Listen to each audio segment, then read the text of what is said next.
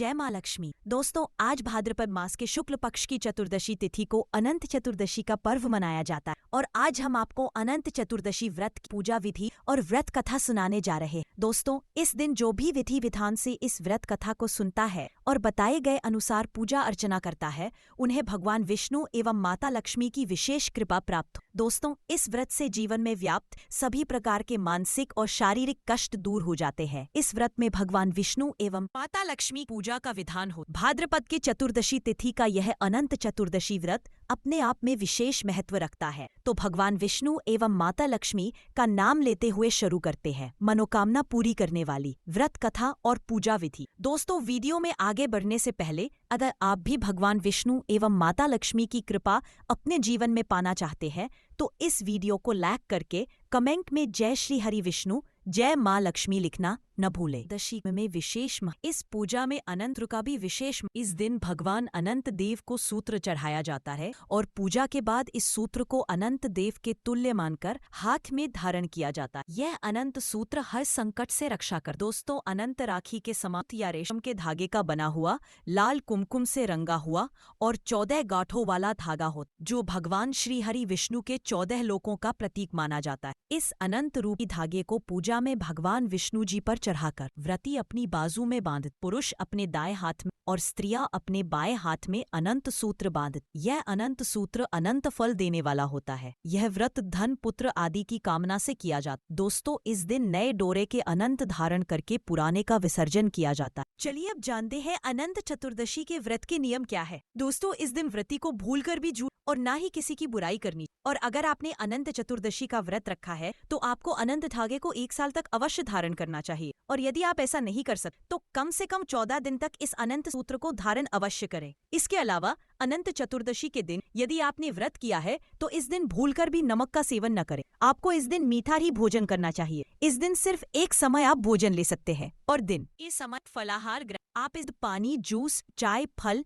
Dry fruits आदि लेकर अपना व्रत कर सकते हैं। यदि आप कलाई पर बांध रखा है तो आपको गल्फी मांस मदिरा का सेवन नहीं करना और अगर आपने सूत्र बांधा है तो आप इसे भूलकर भी ना तोड़े और ना ही, क्योंकि ऐसा करना अशुभ माना जाता है। इसके अलावा अनंत चतुर्दशी के दिन बड़े बुजुर्ग या किसी का अपमान ना करें। इस दिन पशु पक्षी को सताना नहीं चाहिए और ना ही मारना चाहिए। इन सब बातों का विशेष ध्यान रखना चाहिए। चलिए अब हम जानते हैं अनंत चतुर्दशी व्रत पूजन सामग्री के बारे में। दोस्तों, अनंत चतुर्दशी की पूजा के लिए शेषनाग पर लेते हुए श्री हरि विष्णु की प्रतिमा या फोटो चाहिए हो। इसके अलावा फूल माला, फल, मिठाई, मालपुआ, अनंत सूत्र यज्ञों, पवित्र 14 प्रकार के वृक्षों के पत्ते, एक मिट्टी का कलश, दूर्वा, रोली, अक्षत, कपूर, धूप और दीपक, देसी की तुलसी दल, पान, सुपारी, लौंग, इलायची और पंचामृत, दूध, दही, घी, शहद और शक्कर की आवश्यकता हो। दोस्तों, इस पूजा में यमुना नदी, शेषनाग तथा अनंत यानी श्री हरि विष्णु जी की पूजा होती है। इसमें कलश को यमुना का प्रतीक माना जाता है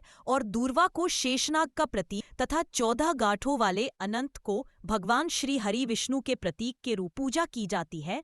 और इस पूजा में नैवेद्य आदि सभी सामग्री 14 की संख्या में उपयोग किया जाता है। इस बात का ध्यान अवश्य रखें। चलिए अब हम जानते हैं अनंत चतुर्दशी की पूजा विधि के बारे में। दोस्तों, अनंत चतुर्दशी के दिन व्रती को प्रातः काल उठकर स्नान आदि करके स्वच्छ वस्त्र धारण करने चाहिए। फिर एक लकड़ी की चौकी पर लाल व पीले रंग का वस्त्र बिछा ले और उस पर स्वास्तिक का चिन्ह बना ले। अब भगवान श्री हरि विष्णु जी की प्रतिमा को स्थान दें और अब कलश की स्थापना करें। सबसे पहले थोड़ा सा चावल रखकर उसके ऊपर शुद्ध जल से भरा हुआ कलश रखें और उसमें एक सुपारी, एक साबुत हल्दी की गांठ, अक्षत और एक सिक्का ढाल दें। अब उसके ऊपर अष्टदल कमल रखें या फिर कलश के ऊपर अष्टदल के समान बर्तन भी रख सकते। अब कुशा से निर्मित अनंत देव की स्थापना करें या विष्णु जी की प्रतिमा रखें। अब इसके आगे कुमकुम, केसर, हल्दी से रंग कर बनाया हुआ कच्चे धोरे वाला 14 गांठों का अनंत सूत्र रखा जाता है। अब इसके बाद आप भगवान विष्णु जी की विधिवत पूजा अर्चना करें।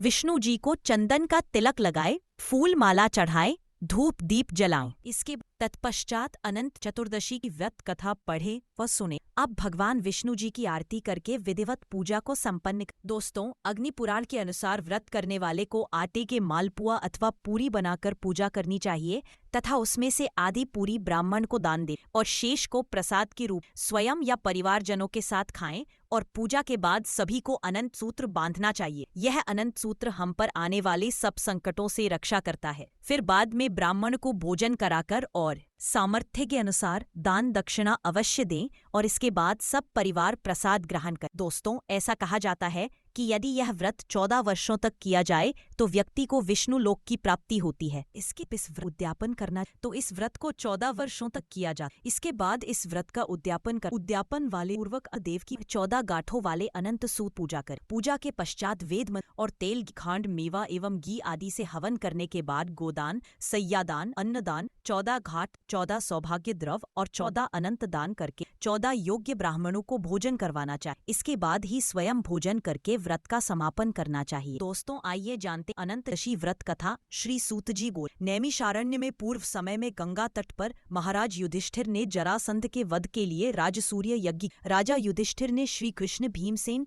और अर्जुन के साथ यज्ञशाला में जो अनेकों प्रकार के रत्नों से सुशोभित के समान कांतिन्द्र सभा के सदृश शोभायमान हो रही, उसमें यज्ञ सभी राजा। उसी समय गांधारी का पुत्र उस यज्ञशाला में आया। दुर्योधन वहां सूख जल से भरा देख वस्त्रों को उठाकर धीरे धीरे चला। उसे देख द्रौपदी आदि स्त्री हंसी और आगे जल के स्थान को सूखा समझकर दुर्योधन चलते हुए जल में। उस समय संपन्न तपस्वी तथा द्रौपदी स्त्रियों दुर्योधन का उपहास किया। यह देख दुर्योधन अत्यंत अपने माता के साथ हस्तिनापुर को चला गया। उस समय शकुंतला से मधुर वचन, हे राजन, आप अपने कार्य छोड़ कि जुआ खेलने से आप सारे राज्य को पा सकते। हे राजेंद्र, यज्ञ मंडप में चलने के लिए ऐसा ही हो कहकर दुर्योधन यज्ञ मंडप में आए। इतने में सभी राजा यज्ञ समाप्त कर अपने अपने देश को चले गए। इसके राजा हस्तिनापुर में युधिष्ठिर आदि पांडव बुलाकर जुआ खेलना आरंभ। कपट से उनके राज्य स्वयं हड़प और निरपराधी पांडवों को जीतकर वन में भेज। अब पांडव वन यह समाचार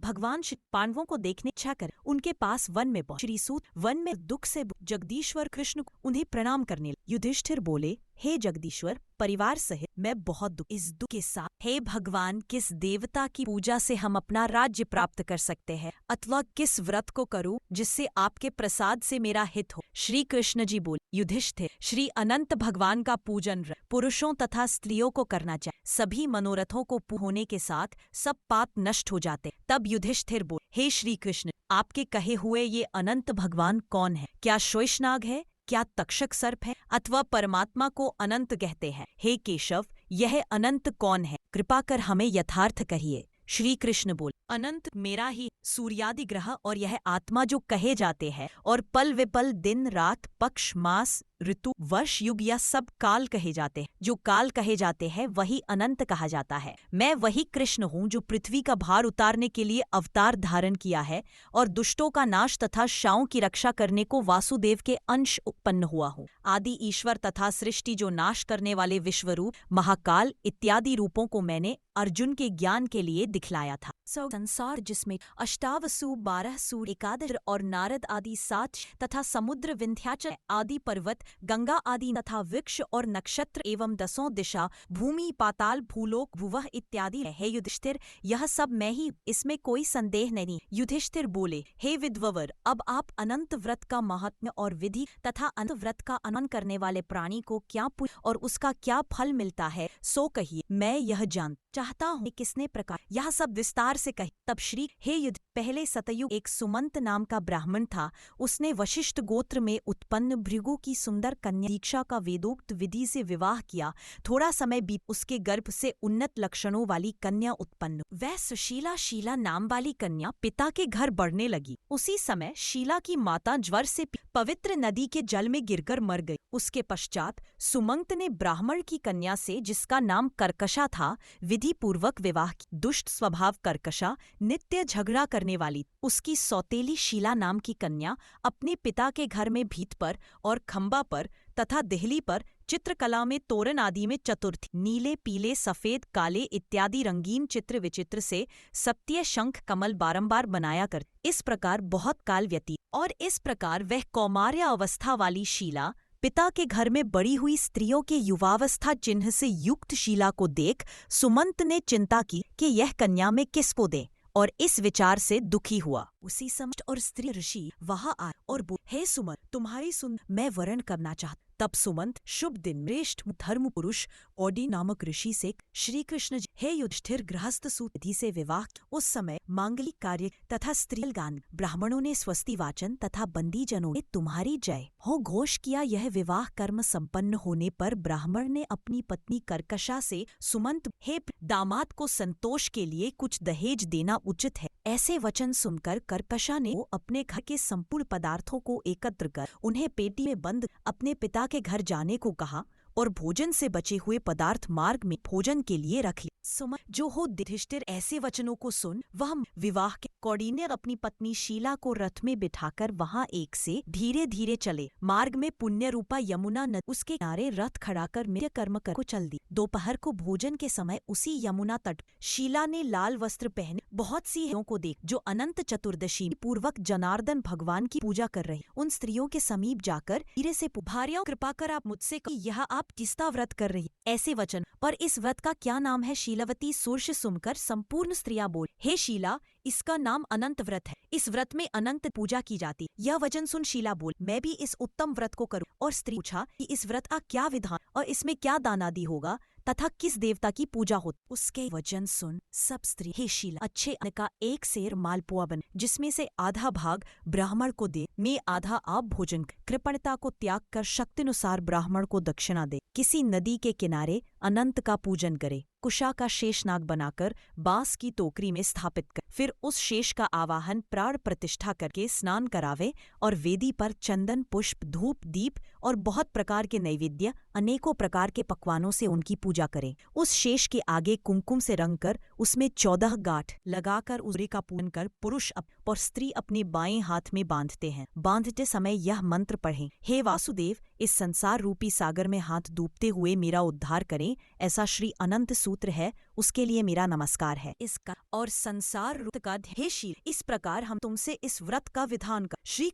हे युधिष्ठिर, उस शीला ने स्त्री ऐसे वचन सुन अति आनंद को प्राप्त हाथ में 14 ग्रंथ ढोरा बांधकर इस व्रत को किया। मार्ग के अर्थ जो भोजन दिया गया था आधा ब्राह्मण को खिलाया, शेष आप भोजन कर आनंद से पति के साथ बैलगाड़ी में बैठ घर गई। उस समय से शीला को व्रत का प्रभाव मालूम। अब अनंत व्रत करने से गौधन और लक्ष्मी से उसका घर परी। अतिथि के सत्कार में शीला सदा लगी रहती और मानिक के स्वर्ण मोती हारों से सुसज्जित देवताओं की स्त्रियों के समान धन पुत्रादि से यो सावित्री के समान पतिव्रत हो पति के साथ आनंद से रहने लगी। किसी समय उसके पति ने शीला के हाथ में अनंत का ढोरा बंधा देखा और पूछा, हे शील, ढोरे तूने मुझे वश में करने को बाधा है, सत्य कहे किसके अर्थ तूने यह ढोला धारण किया है। शीला बोली, हे स्वामी, जिसके प्रसाद से मनुष्य इस लोक में धन धान्यादि संपदाओं को पाते हैं, उसी अनंत के ढोरे को मैंने धारण किया। शीला के ऐसे वचन सुन उसके पति कौंडिन्य ऋषि ने लक्ष्मी के मद से अनंत के ढोरे को तोड़ डाला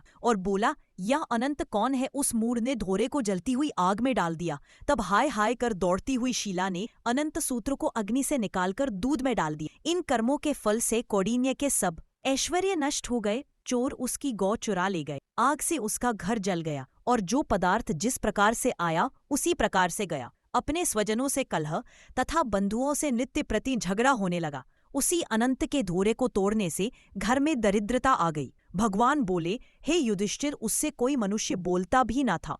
पीड़ित शरीर से अत्यंत दुखी होकर वह बोला, हे शील, मुझे अकस्मात शोक का क्या मेरा सब कोई मुझसे और देह में पीड़ा हो। हे शील, मुझसे और क्या करने से मेरा कल्याण हो सकता। पति के ऐसे वचन सुन शीला बोली, हे स्वामी, आपने जो अनंत के डोरे का आक्षेप उसी के पाप का यह। हे महाभाग, भविष्य में द्रव्य आदि सब हो, परंतु उसके लिए उपाय करो। शीला के वचन सुन तप करने का संकल्प ले वन में जा आयु लक्षित के तप का विचार करने लगा कि ऐसे जगदीश्वर अनंत का दर्शन, जिसकी प्रसन्नता से द्रव्यादि पदार्थ मिलते हैं और उसके हस्तक्षेप से सब पाप नष्ट हो जाते हैं, कहाँ पर मिलेंगे। धनादि पदार्थ होने के सुख तथा दुख से यह विचार करता हुआ वह निर्जन वन में घूमने लगा। वहां उसने फलों से संपन्न वृक्ष देखा जिसमें कीड़े पड़ गए। यह देख कौंडिन्य ने वृक्ष से पूछा, ने किसी स्थान में अनंत देव को देखा है? हे सज्जन, देखा हो तो मुझे बताओ, क्योंकि उन्हें न देखने से मेरे चित्त में बड़ा दुख हो रहा है। यह सुन ने कहा, हे कौंडिन्य, मैंने अनंत को कहीं। ऐसे उत्तर सुनकर कौंडिन्य ऋषि महादुखी होकर आगे को चले। श्री कृष्ण जी, हे युधिष्ठिर, अनंत के दर्शन की लालसा करते हुए ऋषि ने वन में इधर उधर घूमती हुई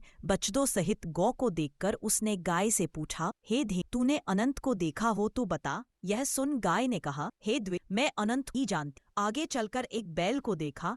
ऋषि ने उससे भी पूछा, हे गोस्वामिन, तूने अनंत को देखा है? बैल बोला, मैंने अनंत को नहीं देखा है। तब कौंडिन्य ऋषि ने आगे चलकर दो पुष्करणियों को देखा जिनके कल्लोल से परस्पर लहरें मिल रही और कमल कुमुदिनी बहुत प्रकार से शोभा दे रहे तथा भ्रमर, हंस, चकवा तथा सारस बबूला जाति के पक्षी क्रीड़ा कर रहे। उस कौंडिन्य ने पुष्करणियों से पूछा, तुम दोनों ने अनंत को देखा है? यह सुन पुष्करणियों ने उत्तर दिया, हे द्विज, हमने अनंत को नहीं देखा। आगे चल उन्हें गधा तथा हाथी को देखकर उनसे पूछा, तुमने अनंत को देखा है? उनसे भी संतोषजनक उत्तर न मिलने पर उसकी आशा नष्ट हो जाने से वह वन में बैठ गया। हे युधिष्ठिर, कौंडिन्य जीवन की आशा छोड़कर विह्वल हो बहुत गर्म श्वास छोड़ता हुआ पृथ्वी पर गिर पड़ा। थोड़े समय में सावधान होने पर, हे अनंत, ऐसा कहते हुए कौंडिन्य ने उठकर संकल्प किया कि प्राणों को छोड़ दूंगा। हे युधिष्ठिर, तब वृक्ष पर मरने के लिए फांसी डाली थी। तभी अनंत जी प्रत्यक्ष होकर आ गए।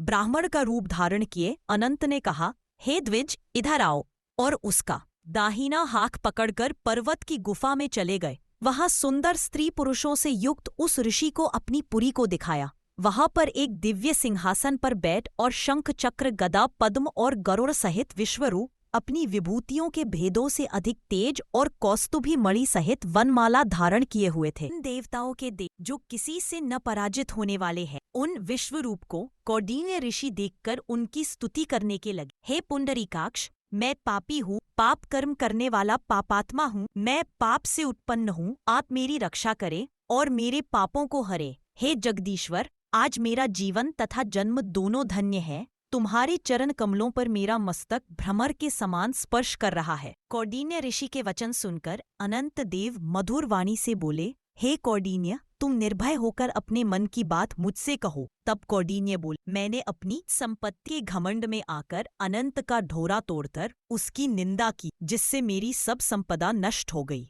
स्वजनों से नित्य झगड़ा होता है और मुझसे कोई बात भी नहीं करता। महादुखी होकर तुम्हारे दर्शनों के लिए आया हूँ। अनंत भगवान की कृपा से दयापूर्वक आपने मुझे दर्शन दिया। मैंने जो पाप किया है, कृपया उसकी शांति का उपाय मुझे बतलाइए। श्री कृष्ण जी बोले, हे युधिष्ठिर, भक्ति से संतुष्ट होकर अनंत देव क्या देवें? अनंत भगवान बोले, हे कौंडिन्य, विलंब मत कर, अपने घर को जा और 14 वर्ष तक भक्ति पूर्वक कर। तू सब पापों से छूटकर सिद्धि को प्राप्त करेगा। तेरे पुत्र पौत्र होंगे। अनंत चतुर्दशी व्रत कथा तथा सुखों का उपभोग करेगा।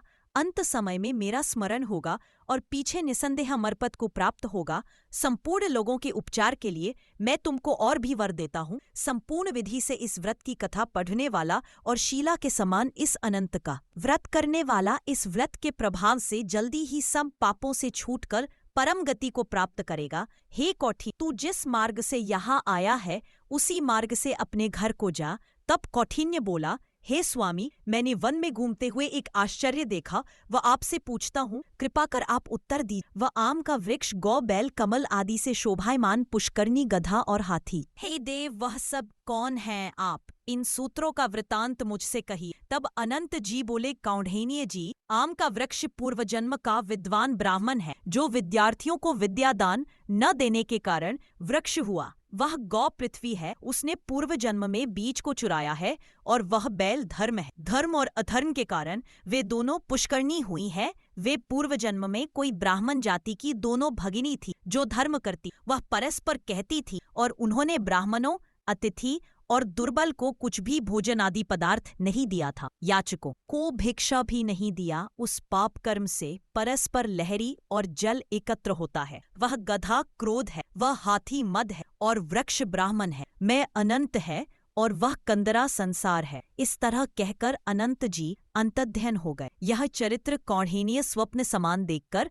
अपने घर आए। श्री कृष्ण, हे युधिष्ठिर, कौंडिन्य ऋषि ने 14 वर्ष अनंत व्रत किया। अनंत के कहे अनुसार सुख भोग कर अंत में अनंत का स्मरण कर अनंतपुर को गया। हे युधिष्ठिर, इसी प्रकार तुम भी कथा सुनो और 14 वर्ष अनंत व्रत करो। जैसे कौंडिन्य ने अनंत देव के कहे अनुसार फल प्राप्त किया, वैसे तू भी संपूर्ण मनोरथों को प्राप्त करेगा। आख्यान सहित व्रत करने से एक ही वर्ष में मनोरथ पूर्ण होकर फल प्राप्त होता है। हे युधिष्ठिर, यह व्रत मैंने आपको सुनाया। इस व्रत के करने से मनुष्य सब पापों से छूट जाता है। इसमें संशय नहीं है, जो कथा सुनते हैं वे पापों से छूटकर अनंत लोक को प्राप्त करते हैं। हे कुरुकुलोद्भव, जो कोई शुद्ध चित्त वाले मनुष्य इस संसार सागर में सुखपूर्वक विहार करना चाहते हैं, वे त्रिभुवन के स्वामी अनंत भगवान का पूजन करके दाहिने हाथ में सुंदर अनंत देव 14 ग्रंथि वाला ढोरा बांधते हैं। तो दोस्तों, आपको हमारी वीडियो कैसी लगी हमें कमेंट में ज़रूर बताइएगा। साथ ही वीडियो को लाइक करके चैनल को ज़रूर सब्सक्राइब कर ले। जय श्री हरि विष्णु, जय माँ लक्ष्मी।